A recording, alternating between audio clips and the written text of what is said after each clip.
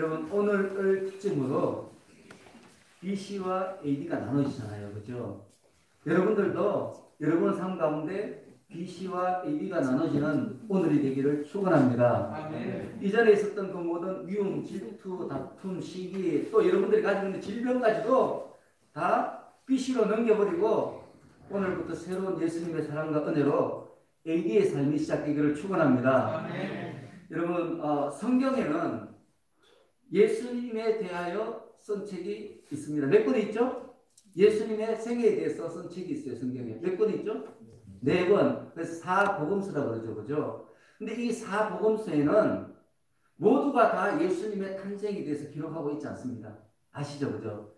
예수님의 탄생에 대해서 기록한 책이 2권 있어요. 그게 뭐죠? 마태복음과 누가복음. 이 2권에만 기록하고 있습니다. 그리고 이 2권은 예수님의 탄생에 대해서 기록하고 있는데 그 기록하는 배경의 초점이 또 달라요. 참 성경이 참 신기한 책이에요. 알고 보면 모든 사람들이 이해할 만한 언어로 기록되어 있습니다. 그리고 마태복음은 기록 배경이요 유대 땅이에요. 헤롯 왕과 예루살렘 그걸 기준으로 이렇게 기록되어 있는데 이 누가복음은 그렇지 않아요. 로마 제국을 이렇게 배경으로 해서 기록되어 있습니다. 여러분 이렇게 기록한 이유는 뭔가 하면 마태복음은 유대인 성도들을 위해서 기록되어 있어요. 유대인 성도들이 이해할 만한 언어로 기록한 거죠. 그죠? 근데 이 누가복음은 누구를 위해서 기록했어요? 이방인들을 위해서, 우리 같은 이방인들을 위해서 기록한 거예요. 세계 역사를 통해서 우리 예수님의 나심을 알 수 있도록 그렇게 기록한 거예요. 성경이 별로 긴 책이 아니에요. 그죠? 신약 성경이 27권밖에 안 됩니다. 근데 그 신약 성경을 읽어보면 유대인 성도나 모태신앙자죠. 그죠?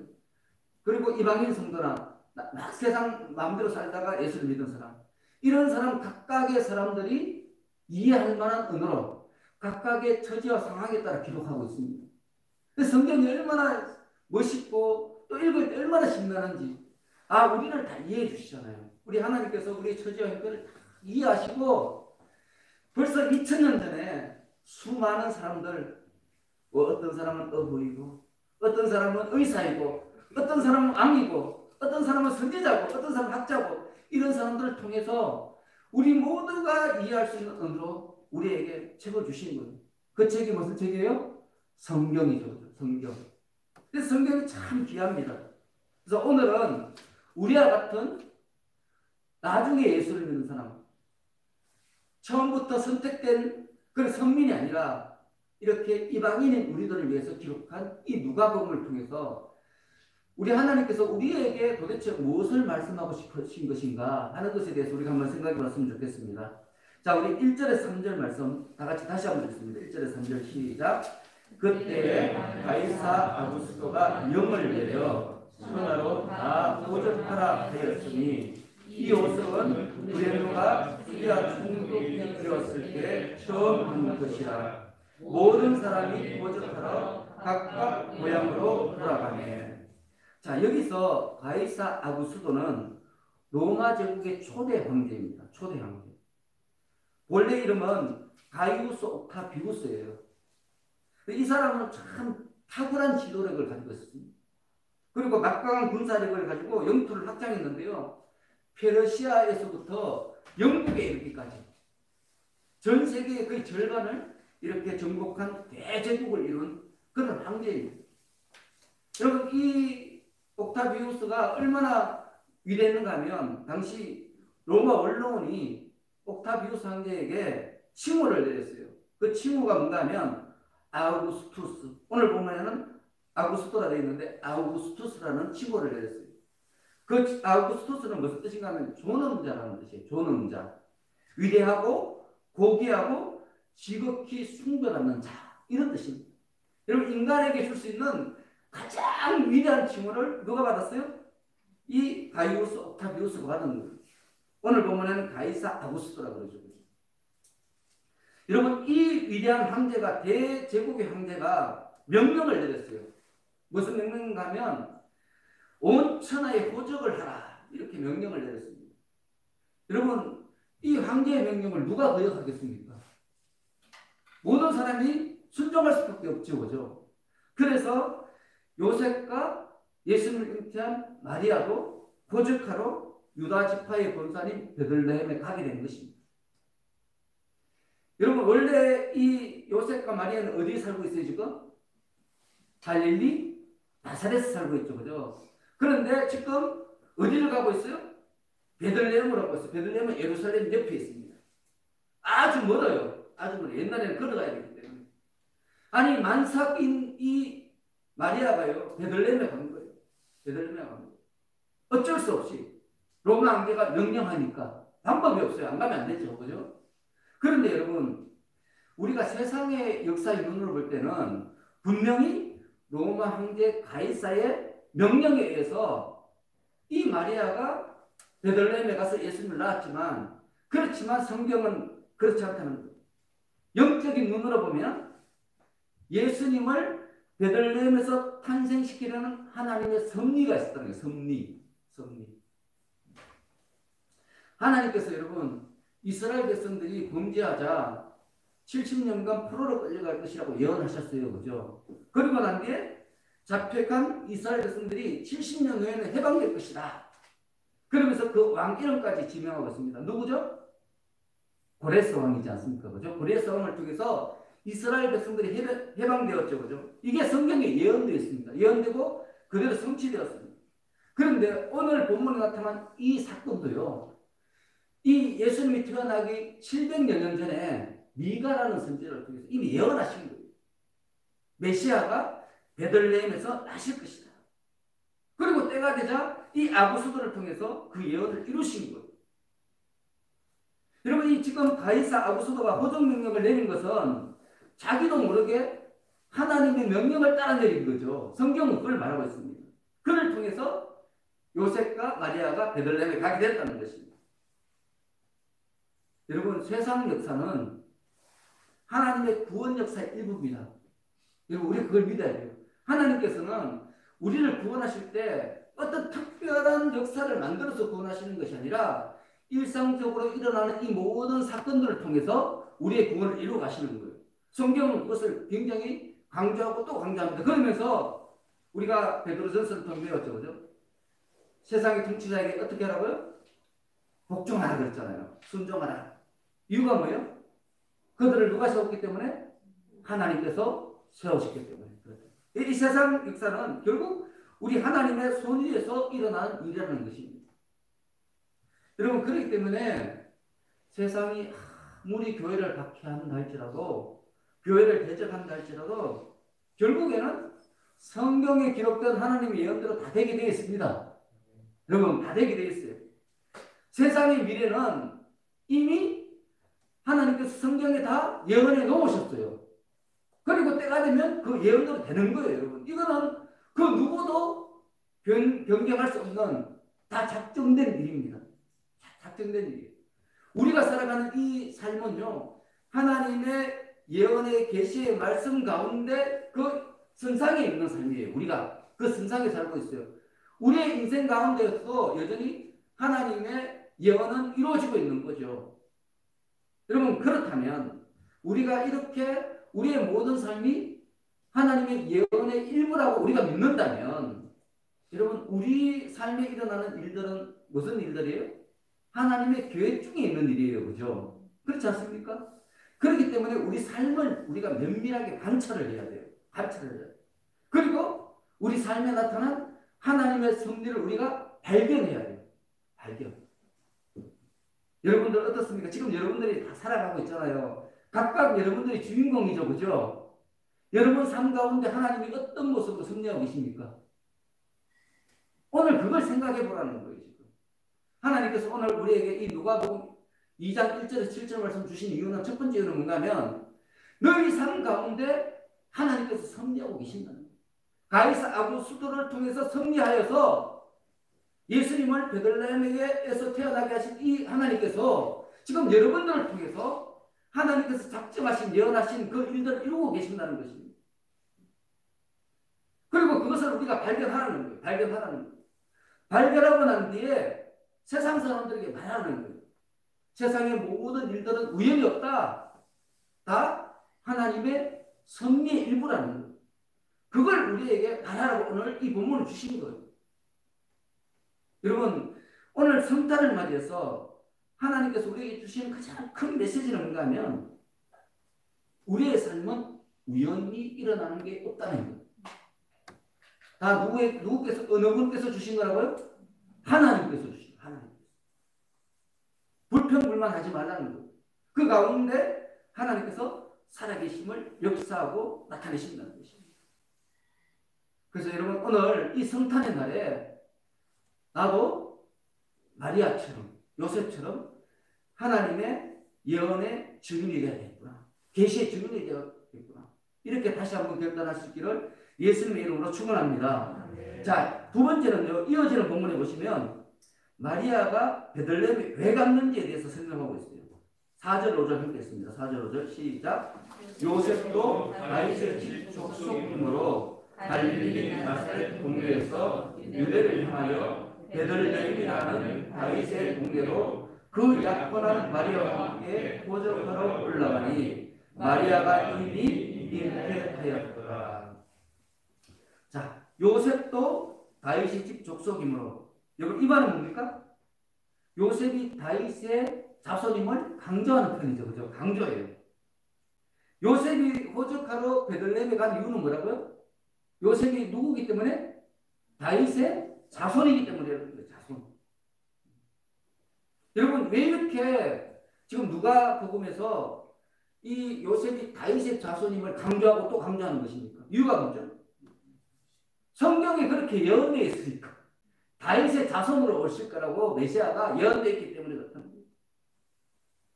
그래서 오늘 이렇게 태어난 이 예수님은 성경의 예언대로 다윗의 자손으로 다윗 왕국을 회복할 자로 베들레헴에서 태어나셨다. 그 말을 지금 하고 있는 것입니다. 여러분 우리가 구약 성경을 읽어보면 메시아에 관련된 예언이 참 많습니다. 그런데 이 예언들은요 거의 다 다윗 왕국과 연결되어 있습니다. 다윗 왕국. 여러분 이 이스라엘은 솔로몬 이후에 분열이 되죠. 그죠? 그래서 계속 퇴락하다가 결국에는 BC 586년에 이 바벨론 제국에 의해서 멸망합니다. 그런데 분열되기 이전에 다윗 왕국은요 하나님의 공의와 사랑이 또 평화가 있는 나라였습니다. 그리고 싸움에서 한 번도 진 적이 없어요. 백전백승이에요. 그래서 건동지방에서 가장 힘이 세고 영광을 누리던 그런 왕국이었습니다.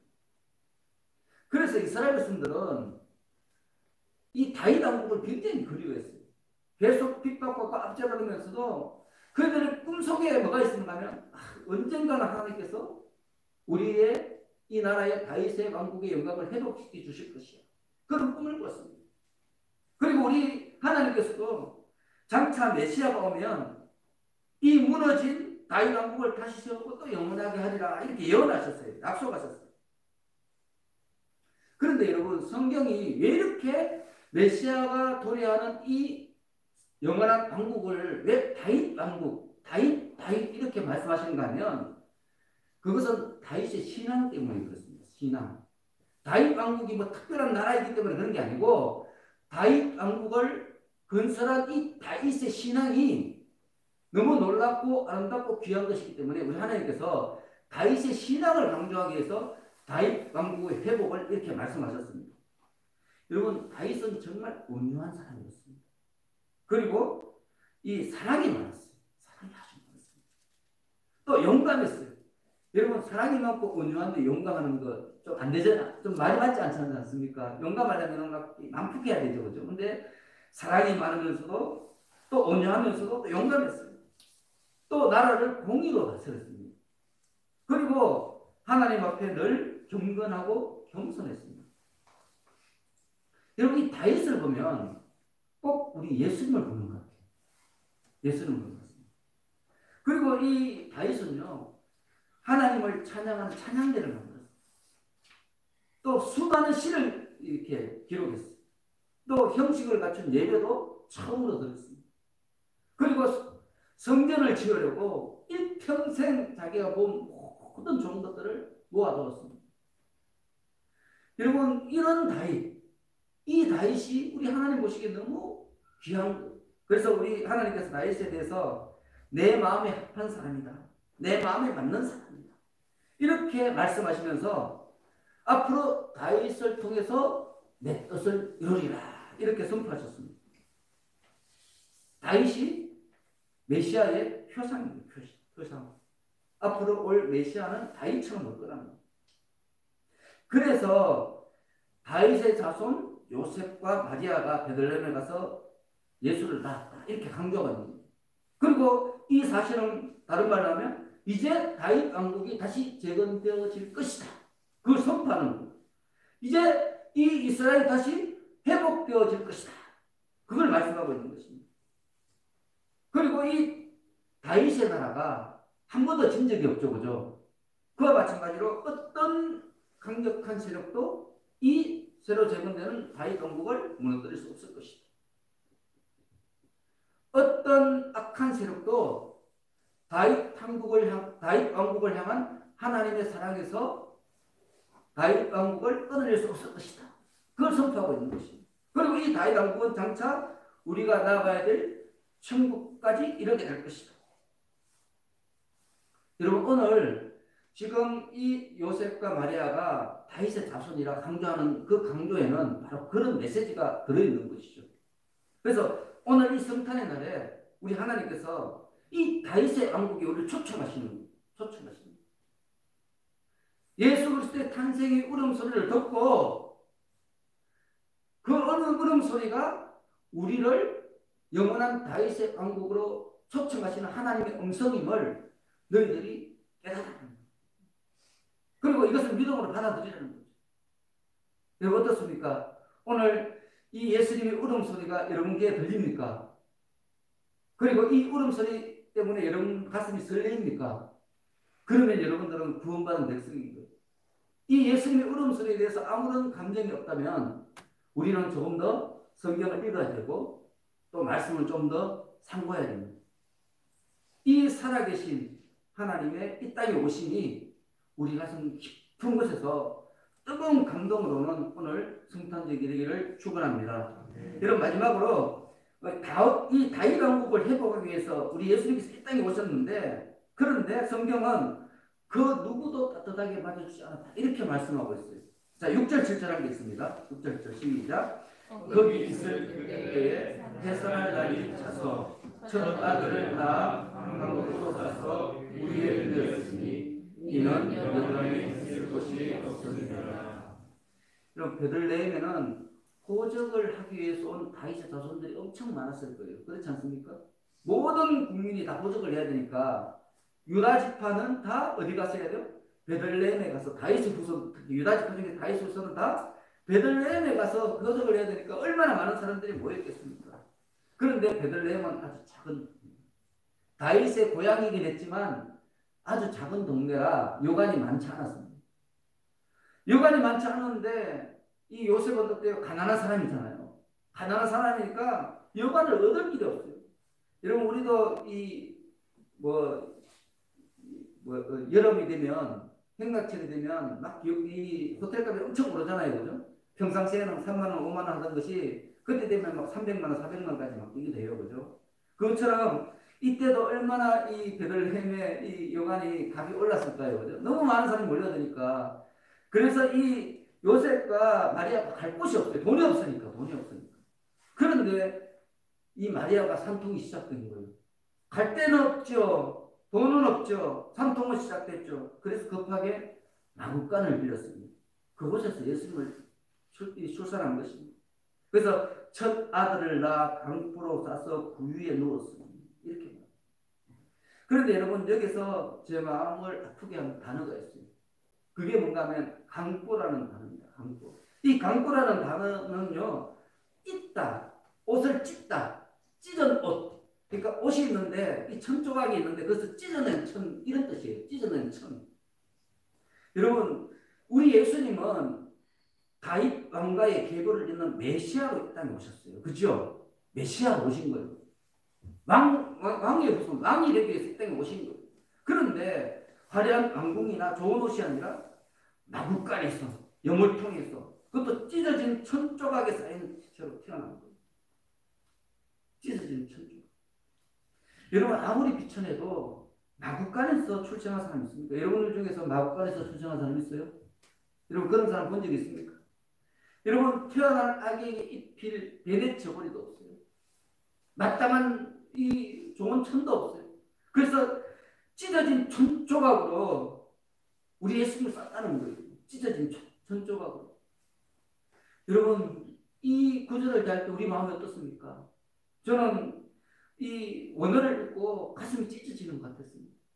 예수님이 이 땅에 오셨는데 세상에 좋은 아이를 쓸 만한 비단 천 조각도 없어가지고 찢어진 천 조각이고 조가리로 우리 예수님을 감쌌다는 거예요. 그것도 나무간에서 구유통에서. 여러분 우리 예수님은 정말 비천하게 이 땅에 오셨어요. 하나님의 아들이신데 다윗의 후손이시고 다윗 왕국을 일으킬 왕으로 이 땅에 오셨는데 그런데 너무너무 비천하게 오신 거예요. 그리고 우리가 이 복음서를 읽어보면 예수님의 공생애 중에서 영광스러운 적이 한 번도 없어요. 공생애 내내 쉴 만한 방 한 칸 없이요. 이리저리 떠돌아다녔습니다. 그래서 우리 예수님께서 여우도 굴이 있고 공중의 새도 집에 있으되 인자는 머리 둘 것이 없다 이렇게 말씀하셨습니다. 여러분 어떻습니까? 우리 예수님이 머리 둘 것이 없대요. 그렇게 사셨다는 것입니다. 그뿐입니까 여러분? 우리 예수님은 종교 지도자들에게 굉장한 핍박을 당했어요. 심지어는 고향집에서도 멸시받았고요. 형제들에게는 미쳤다고 하면서 미친 사람 취급받았어요. 그리고 제자에게 배신당하고 온갖 매질을 당하고 침뱉음을 당하고 십자가 고난당하고 죽으셨어요. 여러분 우리 예수님이 이렇게 이 땅의 삶을 그렇게 사셨어요. 가장 비참하게 이 땅에 오셔서 가장 비참하게 살다가 가장 비참하게 돌아가셨어요. 우리 예수님이 그런 분이에요. 여러분 어떻게 이 예수님에 대해서 영광스러운 메시아다 우리 그렇게 말할 수 있을까요? 여러분 우리 한번 생각해 봐야 돼요. 우리가 그렇게 닮고 싶어하는 예수님, 우리가 그렇게 사랑하는 예수님이 어떻게 태어나셨고 어떻게 사셨고 어떻게 죽었는지 우리 자꾸 그 생각을 안 해요. 그저 예수님과 함께 천국에서 영원히 평안을 누리며 행복하게 살아야지. 여러분 그렇지 않습니까? 근데 성경은 우리 예수님이 너무너무 힘들게 어렵게 태어나셨고 그렇게 사셨고 그렇게 돌아가셨다 이렇게 말합니다.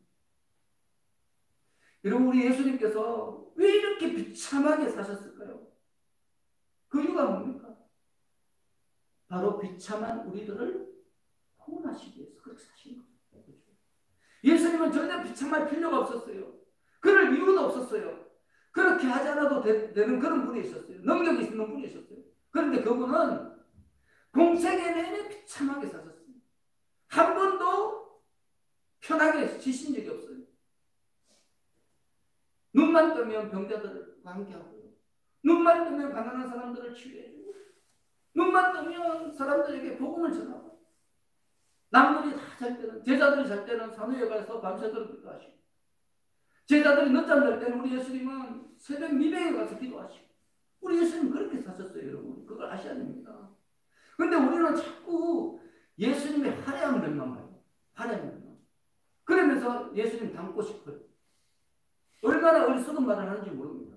여러분 예수님을 닮고 싶다는 말은 뭔가 하면 주님 저는 비참하게 살겠습니다. 비참하게 살겠습니다. 그걸 선포하는 겁니다. 여러분 그걸 아셔야 됩니다. 여러분 그런데 우리 예수님이 왜 이렇게 비참하게 사셨어요? 이유가 있어요. 여러분 괴테가 말했죠. 눈물 젖은 빵을 먹어보지 못한 자는 인생을 논하지 말라 이런 말을 했습니다. 그렇지 않습니까? 이 말은 뭡니까? 지체 높은 사람 고난을 겪어보지 못한 사람은 비천한 사람의 처지를 알 수 없다는 것입니다. 친구가 될 수도 없다는 것. 그런 비천한 사람과 친구가 되려면 자기도 비천을 겪어봐야 된다는 거죠. 그래서 우리 성경은 이렇게 말씀합니다. 우리에게 있는 대제사장은 예수님은 우리의 연약함을 동정하지 못하실 이가 아니요 모든 일에 우리와 똑같이 시험을 받으신 이로되 죄는 없나니라. 우리 예수님께서 우리와 똑같이 시험을 받았다. 왜요? 우리의 처지를 동정하시기 위해서. 우리를 예수님을 이해하시기 위해서 우리가 같이 우리 인생에 겪을 수 있는 가장 억울한, 가장 가난한, 가장 힘든 삶을 우리 예수님이 살았을 겁니다. 모든 사람을 이해하시기 위해서. 그래서 성경은 하나님과 우리 사이에는 어떤 비천을 이미 체험하신 예수님께서, 우리를 충분히 이해하시는 예수님께서 하나님과 우리 사이에 계시다. 그러니 너희는 염려하지 말고 언제든지 우리 예수 그리스도의 이름으로 하나님 앞에 나아가라. 나는 비천한 자라고, 나는 부끄러운 자라고 하나님 앞에 나오지 못한다, 그런 핑계 대지 말라는 거예요.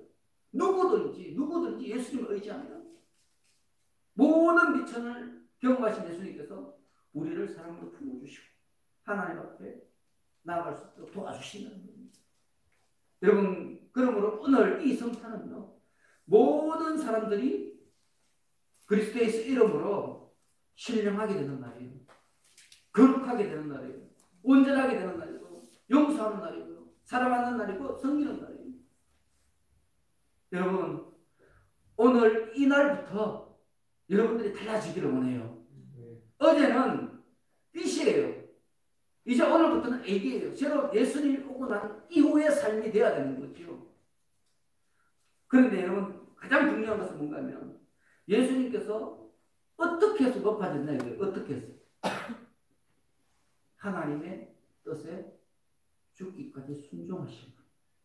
그리고 이웃에게 사랑을 베푸시고 나빠지신 것. 여러분, 오늘 성탄에 우리도 물론 여러분들 중에 어려운 분 많이 계시죠. 몸도 아프고 또 물질도 부족하고 여러 가지 형제와의 사이도 좋지 않고, 우리 자식들은 자꾸 애를 먹이고, 우리 형제들은 자꾸 나를 애를 먹이고, 우리 부모님도 나를 애를 먹이고, 왜 이렇게 애를 먹인 사람이 많은지. 그러나 그럼에도 불구하고 이런 환경을 탓할 것이 아니라 강부에 쌓여 구유에 놓으신 예수님을 바라보고 다시 용기를 낼 수 있기를 바랍니다. 그래서 정말 하나님께서 원하시는 삶, 우리 예수님께서 보실 때 너 참 잘 살았다, 그러시면서 손을 내미는 그런 삶, 그런 삶을 사시는 여러분 되시기를 예수님의 이름으로 축원합니다. 기도하겠습니다. 하나님 아버지, 예수님은 세상의 가장 강력한 제국이 자신의 힘을 자랑할 때 가장 초라한 모습으로 이 땅에 오셨습니다. 예수님은 자신을 받아줄 따뜻한 방 한 칸조차 구할 수 없어서 싸늘한 마구간에서 태어나셔야 했고, 베넷 저고리조차 없어서 찢어진 천 조각에 쌓여서 구유에서 세상에서 첫 호흡을 해야만 했습니다. 그리고 우리의 구주가 되셔서 우리의 모든 질고를 감당하셨습니다. 오늘 성탄의 날에 일하신 예수님을 더욱 깊이 마음에 묻어드리는 저희들이 되게 하여 주옵소서.